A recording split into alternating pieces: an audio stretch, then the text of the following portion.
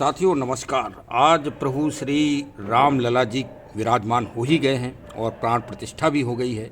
और देखिए दीप प्रज्वलित कर दिए गए हैं। दीप का मतलब ज्ञान प्रज्वलित कर दिया गया है।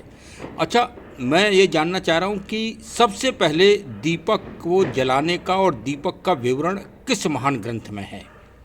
देखिए, सबसे पहले प्रभु श्री राम लला जी को त्रिग्वेद सुनाए गए और त्रिग्वेद में ही दीपक का जो ज्योति का जो महत्व है वो दर्शाया गया है और उसी का विस्तृत वर्णन है बृहद उपनिषद में, तमसो मार ज्योतिर्गमय।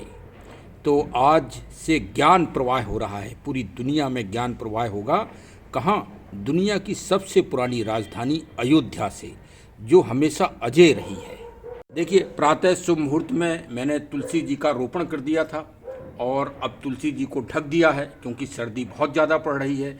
इसीलिए दीपक जरूर जलाना चाहिए तुलसी जी के नीचे, जिससे सर्दी से उनकी बचत हो सके और ऑक्सीजन का प्रवाह पूरे आपके घर में हो सके। इसीलिए माता तुलसी जी को घर के आंगन में रखा जाता है।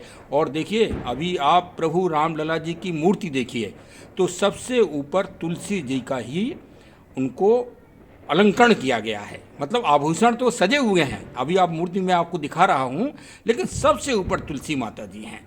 तो अगर दुनिया में जलवायु दंश की भीषण जो समस्या आ रही है, जो विकराल समस्या है, उससे बचना है तो आपको भगवान रामलला जी के प्रकृति के रूप को समझना होगा, क्योंकि प्रकृति के सबसे बड़े नायक अगर कोई है तो प्रभु राम जी हैं। अब अयोध्या में आज के आनंद और प्राण प्रतिष्ठा का आशीर्वाद और दर्शन करिए। अब आप प्रभु श्री राम लला जी के विहंगम और अलौकिक दर्शन करिए। आपको ऐसी प्रतिमूर्ति दुनिया में कहीं प्रकृति के तत्वों से ही प्रभु को आनंद की प्राप्ति होती है। मतलब, और यही सबसे बड़ा आनंद है। प्रभु श्री रामचंद्र जी प्रकृति पुरुष हैं, प्रकृति के नायक हैं।